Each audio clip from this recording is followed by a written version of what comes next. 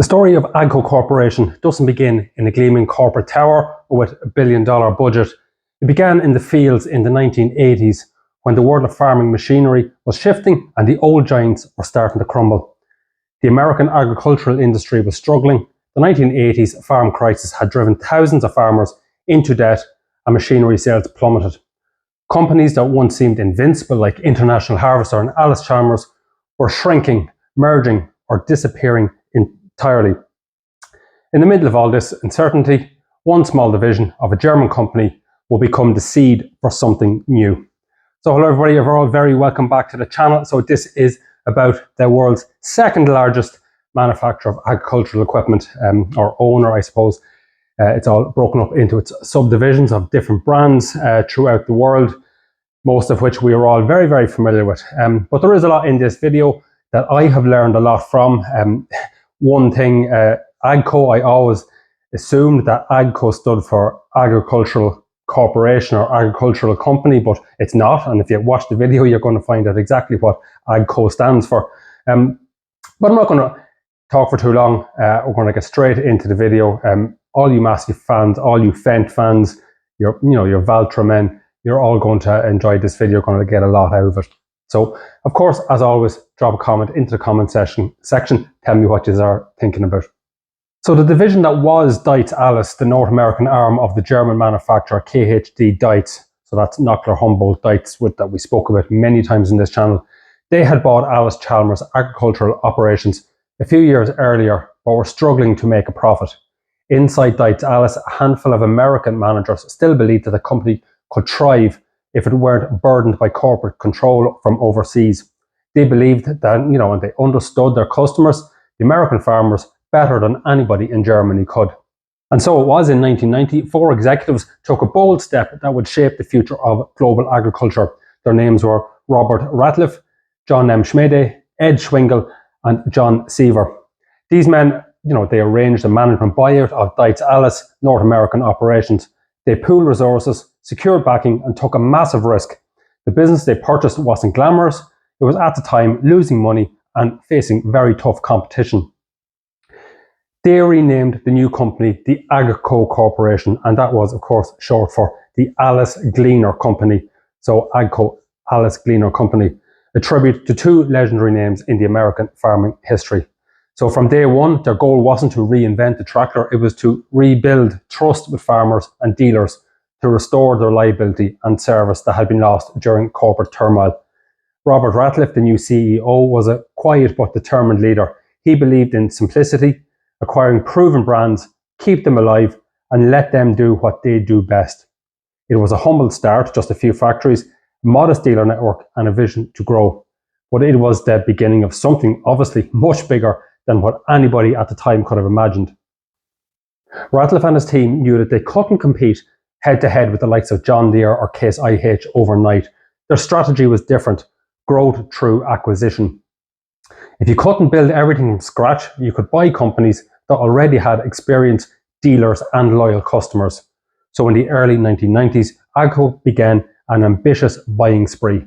Their first major move came in 1991 when AGCO acquired the Hesston Corporation, a Kansas-based company specializing in hay and forage equipment. Hesston was a household name in hay brands, balers, mowers, and forage harvesters.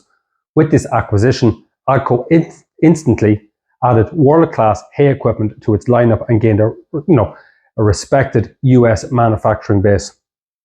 That same year, AGCO also purchased the White Tractor Company and White New Idea brands, extending its reach into row crop tractors and implements. By the mid-1990s, AGCO wasn't just surviving, it was gaining ground. Each purchase brought new markets, new dealers, and of course new experience. Perhaps one of the smartest moves that AGCO ever made came through its relationship with Massey Ferguson. Massey Ferguson, one of the world's most recognised and loved tractor brands, had been through its own financial struggles in the 1980s. By the early 1990s, AGCO had secured the rights for the North American distributorship for Massey Ferguson equipment. That partnership obviously opened doors to a brand farmers already trusted. Before long, AGCO deepened its ties, and by the mid-1990s, it had full control of Massey Ferguson's worldwide operations. This was monumental. Overnight, AGCO went from a North American brand to a global player. Through Massey Ferguson, AGCO inherited decades of heritage, worldwide distribution, and millions of loyal customers. And importantly, it gained an international presence, factories in Europe, South America, and beyond. From then on, AGCO wasn't just an American company, it was an international manufacturer with roots that reached from Kansas to Coventry and from Brazil to Germany. But Ratliff and his team wanted more than size, they wanted technology and innovation. In 1997, AGCO made another bold acquisition, Fendt, that legendary German tractor brand.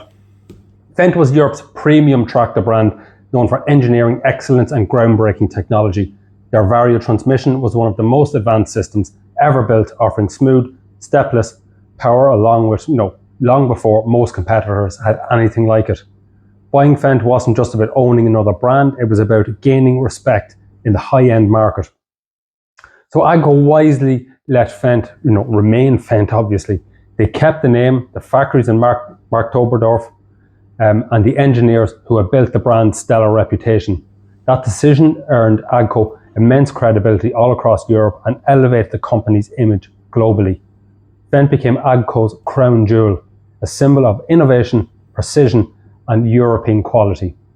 And as I always say, if you are somebody that maybe worked for Massey Ferguson or worked for Fendt or any of these brands through that period of changeover, I know I've spoken to plenty of engineers before from the Coventry factory at Banner Lane, and they spoke about the takeover and the challenges that they faced, and how AGCO had a famous nickname of Agro because of decisions that were making and hassle that they were causing within the plant at the time. But look, it was done for the right reasons. It bailed out the company, and Massey Ferguson obviously continued to grow afterwards. So looking to the early 2000s, that saw AGCO's ambitions expand again. So in 2002, AGCO acquired the Challenger tractor business from Caterpillar. Caterpillar, known for its yellow machines and construction dominance, had built the Challenger line of tractors to enter the agricultural market. AGCO bought the Challenger brand and production rights, bringing the world's first rubber-tracked production tractor into its stable. This gave AGCO something unique, a heavy horsepower tractor line that competed directly with the likes of the big John Deeres and Case IH of North America. So that deal also included a long-term marketing partnership with Cat dealerships, helping AGCO push its products through established sales channels. At this point, AGCO had tractors for every market segment: Massey Ferguson for the mainstream farmer, Fendt for the premium buyers, Valtra for the Nordic and South American markets, and Challenger for high horsepower users. The company was no longer a small upstart from Georgia, it was one of the big four global agricultural machinery makers, alongside obviously John Deere, Case New Holland and Kubota. So not long after buying Challenger, AGCO looked north to Finland. So in 2004, AGCO purchased Valtra, a brand known for rugged, customizable tractors designed for harsh northern climates. Valtra was very popular in Scandinavia, Russia, Latin America, and its acquisition gave AGCO even further diversity. Valtra's unique approach that allowed customers to order tractors built to their exact specifications fit perfectly into AGCO's philosophy. Every brand keeps its identity, serving its local market in the way it knows best. Through Valtra, AGCO also strengthened its manufacturing footprint in Brazil, an increasingly important agricultural market. Now AGCO had a truly global structure: North American factories, European innovation centres, and South American production hubs. And one might ask, where, these four men that came together, and they obviously had a team of men behind them as well, this would have cost hundreds and hundreds of millions. So, where did the money come from? I don't know. If there's anybody out there watching who bankrolled them, they went to the markets, obviously, with the US government propping them up. Who was financing them? Where did the money come from? Because you just don't go out and buy a company like Massey Ferguson overnight without some serious financial backing behind you. So yeah, that's an interesting one. If anybody out there, is involved in that sort of the end of business, the corporate world, give me some ideas where would the money have come from. Anyway, moving onwards. So while tractors were at the heart of AGCO, harvesting was obviously next. The Gleaner brand, one of the oldest combine names in America, remained a key piece of AGCO's history. Gleaner's silver combines, born from the Alice Chalmers heritage, symbolised innovation in harvesting efficiency. AGCO had purchased a 50% stake in Valtra combines in 2007 and acquired full ownership by March of 2011. AGCO maintained Gleaner's production at Heston in Kansas and continued to invest in combine development. It wasn't the biggest combine brand in the world, but it was a loyal one with a dedicated following of farmers who valued simplicity and performance. Around the same time, AGCO began acquiring businesses that complemented machinery, focusing on grain handling, storage, and of course, precision systems. As the 2010s arrived, agriculture was changing rapidly. Farms were getting larger and technology was reshaping the way crops were planted, harvested, and managed. AGCO recognised that it couldn't just sell machines anymore, it had to sell complete systems, integrated solutions that connected every part of the farming process. In 2011, AGCO bought the GSI Group, so the Grain Systems Incorporated, a global leader in grain storage and handling equipment. With GSI, AGCO could offer a complete package from seeding and planting to harvest and grain storage. The company's slogan, "Your Agricultural Company," reflected on that full farm vision. But there was another frontier opening, and that was, of course, precision agriculture. In 2017, AGCO made a critical acquisition, Precision Planting. Precision Planting, originally developed by Ag Leader and then owned by Monsanto, was a cutting-edge developer of seed placement and planting technology. Farmers could now control planting depth, spacing, and population with incredible accuracy.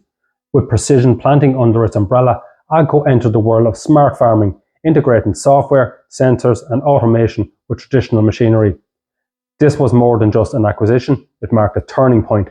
AGCO was no longer simply just a machinery company, it was now part of a digital revolution transforming global agriculture.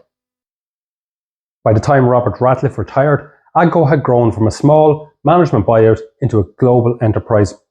He passed away in 2017, but his philosophy continued to guide the company. Ratliff's legacy was more than business growth, it was about trust.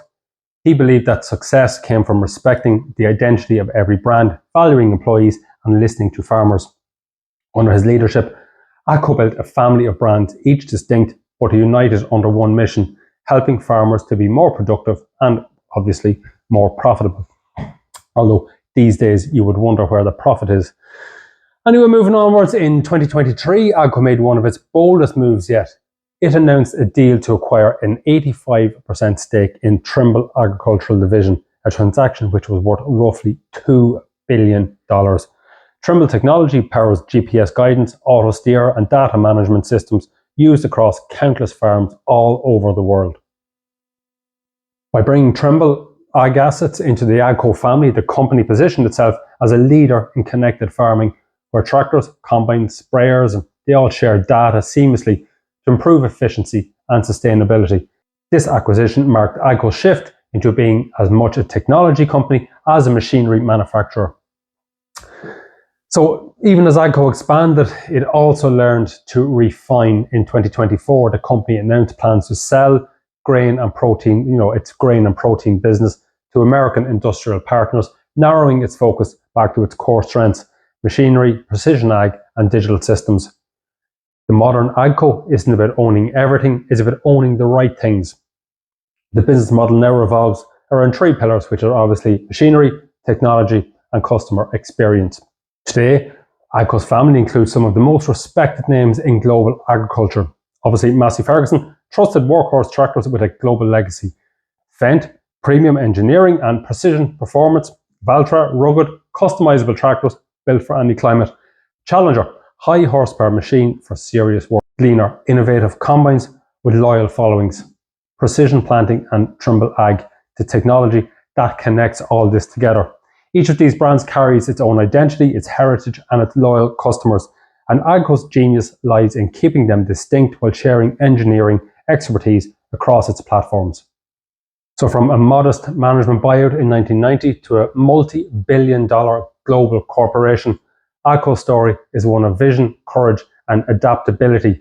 It's a story of four men who refused to let a great company die, of countless engineers who pushed innovation forward, and of farmers who place their trust in the red, green, silver, yellow and black machines that feed the world.